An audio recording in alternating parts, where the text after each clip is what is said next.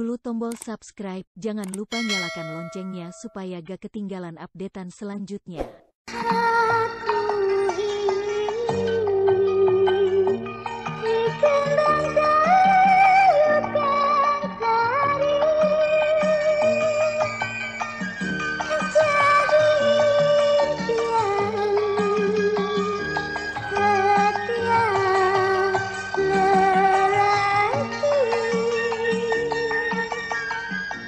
Misteri Siluman Kembang Tayub. Suatu kisah penuh liku-liku tentang seorang penarik cantik jelita dalam menggapai cinta dan kebahagiaan. Suatu perjalanan hidup yang kaya dengan misteri dan tragedi, diseling dengan suasana yang mengharu biru. Beginilah hidup di kembang kangkung, lenggak-lenggak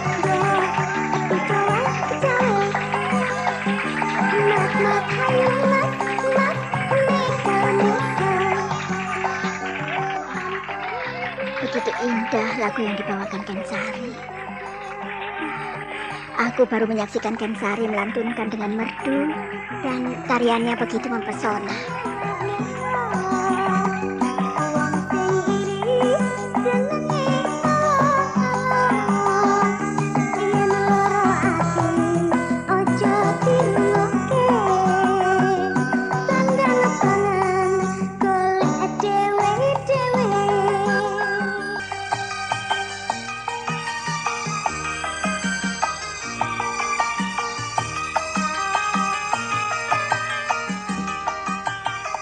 Misteri Siluman Kembang Tayub.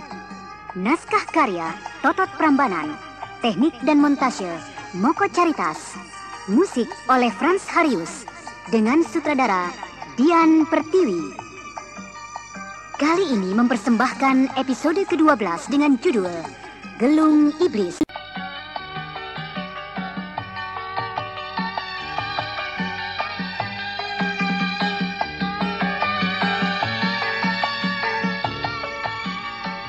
Dalam seri ke-24 ini didukung oleh Eli Ermawati sebagai Kensari, Chris Urspon sebagai Jarot, Idris Apandi sebagai Simo Welang, M. Abud sebagai Simo Putih, Eli Burhan sebagai Mbok Supi, Rusli sebagai Kilawang, Herman sebagai Gragap, dan pembawa cerita Neni Sumardi.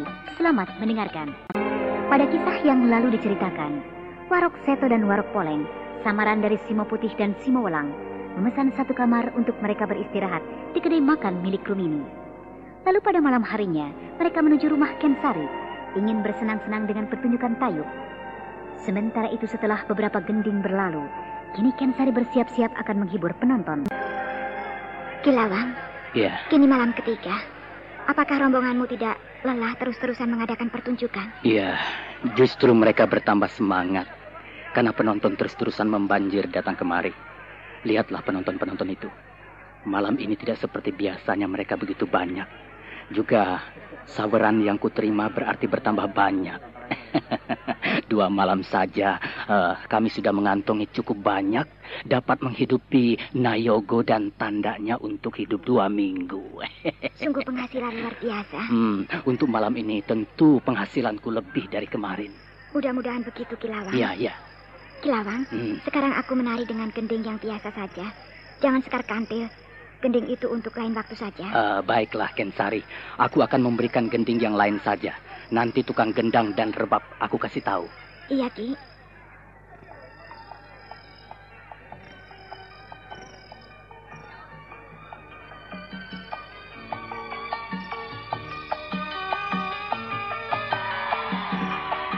Ketika gending mulai mengalun, tepuk tangan penonton mulai ramai. Kensari turun ke arena mulai menari. Lalu tidak lama kemudian, 3 orang pelandang turun menari mengharapkan sampur dari Kensari. Namun tidak ada satu orang pun yang mendapatkan lemparannya. Tiba-tiba, datang lelaki kekar turun melatar. Suasana bertambah ramai.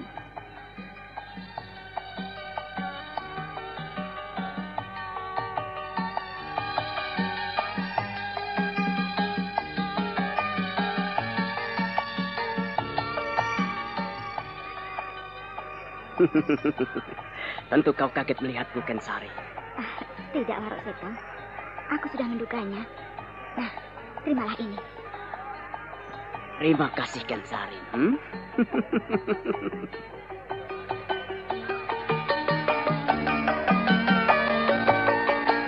Lelaki yang baru datang itu ternyata Warok Seto samaran Simo Putih langsung mendapat lemparan sampur. Ketika lelaki yang turun melatar duluan terus mengelilinginya, tanpa mengusiknya, mereka mengikuti irama-irama gending.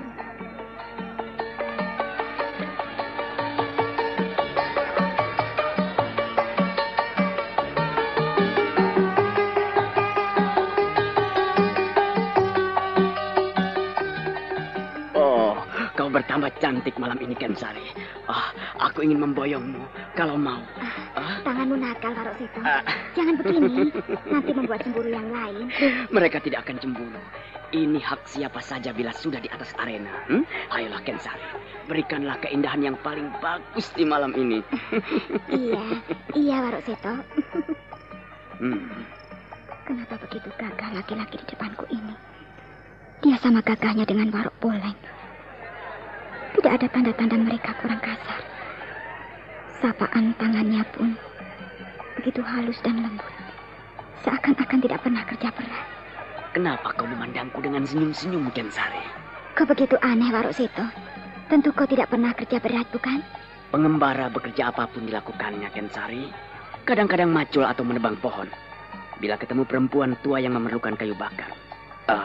Tanganku kasar, Kensari. Kau berbohong, Warok Seto. Telapak tanganmu begitu halus. Kau tentu keturunan bangsawan. Oh, bukan. Aku bukan keturunan siapa-siapa. Aku orang biasa dari kalangan bawah. Sungguhkah itu? Iya. Sudahlah, jangan mempersoalkan itu. Malam ini aku ingin bersenang-senang denganmu, Kensari.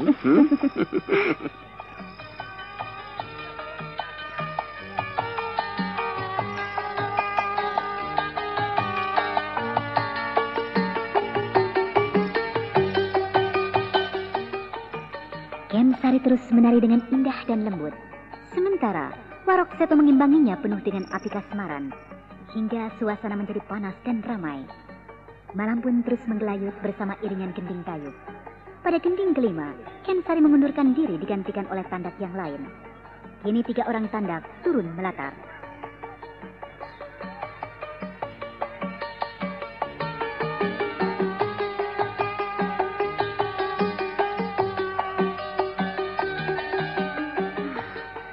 Aku merasa letih. Mengasuh sebentar di kamarku. Mau kemana? Aku letih, Mbok. Ingin mengasuh sebentar. Ya, baiklah. Mengasuhlah, Kensari.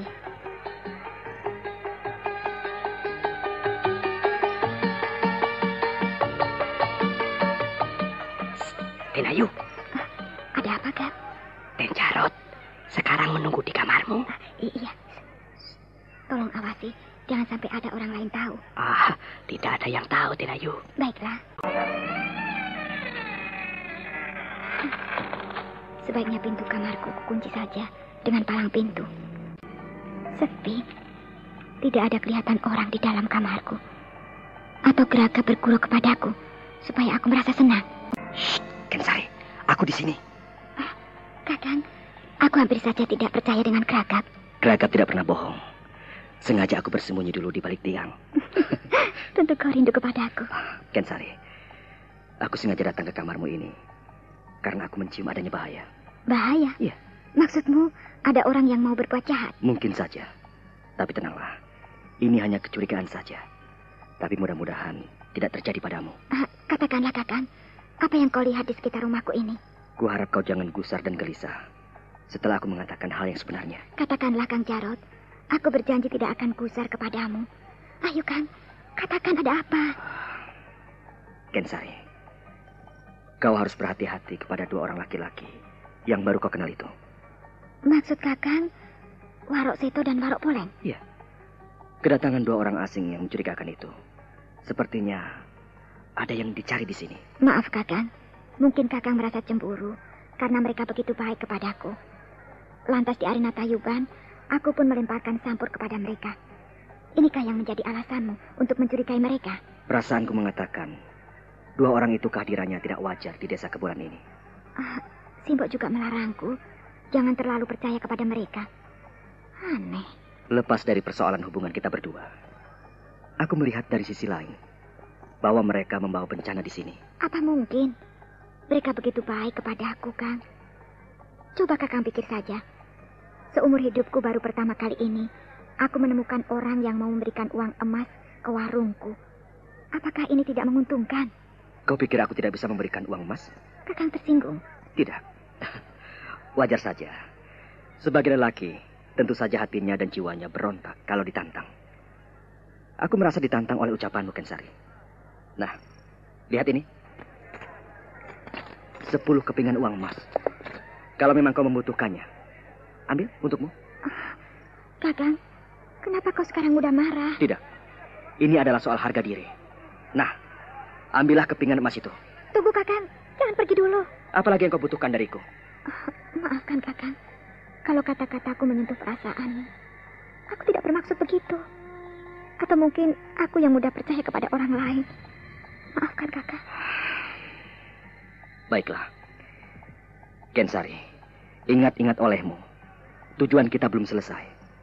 Wong Agung Sikondo belum ketemu, Kensari. Iya, Kang. Kenapa aku begini lemah? Memang, dalam keadaan ragu manusia mudah dihinggapi oleh kelemahan. Mudah dikelabui oleh orang lain. Aku mengakui apa yang terjadi pada dirimu, Kensari. Kau belum siap untuk menerima kenyataan yang kau hadapi. Mungkin juga Kakang tidak kecewa terhadapku. Tidak. Justru kalau ada tantangan, semangatku timbul. Nah, camkan olehmu. Aku mengharapkan agar kau waspada dan bersiap-siaplah bila menghadapi sesuatu. Kau harus banyak berdoa. Terima kasih atas nasihatmu, Kakang. Sementara gending Tayub mengalun lembut, Jarot menarik nafas panjang. Mereka diam hanyut oleh pikirannya masing-masing. Kensari lalu mendekati Jarot dengan tatapan mata penuh harapan.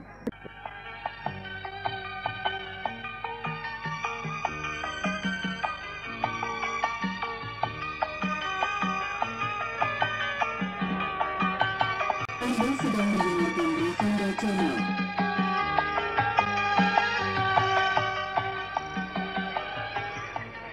Kakang, aku tahu apa yang terkandung di hatimu. Tentu kau merasa ragu, bukan? Iya. Aku ragu, khawatir kalau tergelincir. Sementara kita sedang bersiasat untuk menunda pernikahanmu itu. Sekarang aku bisa berpikir jernih. Memang akulah yang bersalah. Tidak. Kau tidak bersalah. Keadaanlah yang membuatmu terpengaruh. Hal ini bisa terjadi kepada siapapun juga. Lalu apa yang bisa kita lakukan? Besok malam kuharap kau jangan turun ke latar meramaikan Tayub itu. Baiklah, Kakang. Akan kuturuti nasihatmu. Ini kukatakan untuk menghemat tenagamu di dalam malam pengantinmu. Mungkin malam itu akan terjadi sejarah besar dalam kehidupan keluargamu. Sejarah besar? Iya. Apa maksudmu? Aku belum bisa mengatakannya sekarang, Kensari. Sebaiknya mulai sekarang persiapkan dirimu untuk memagari dirimu dengan mantra penolak bala. Aku akan melakukannya, Kakang. Nah, kurasa cukup apa yang kusampaikan kepadamu. Tidurlah dengan tenang. Aku mau kembali ke pondokannya Mijan. Terima kasih.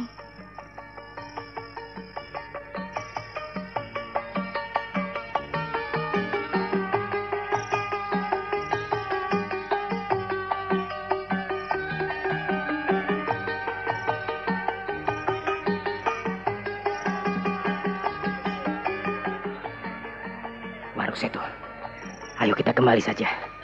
Kensari menurut Geragak sedang mengasuh. Dia kecapean. Kita temui saja di kamarnya. Jangan. Nanti rencana kita malah berantakan. Jangan dulu. Sebaiknya besok saja kita kembali lagi. Iya.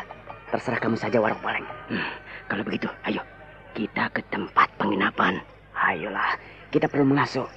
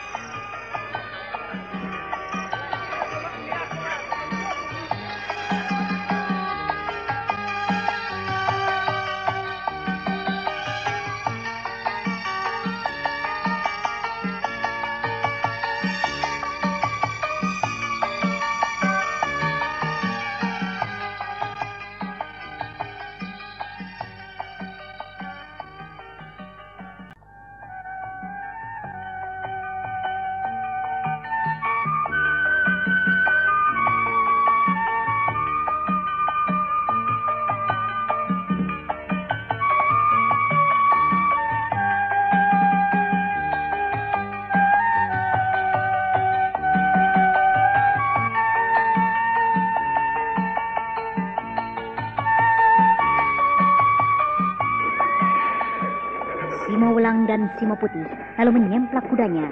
Dipacunya pelan-pelan meninggalkan desa Kabulan Kadirjo menuju rumah penginapan di Kedai Rumini. Sementara itu Gending Tayub terus mendayu-dayu sampai pagi.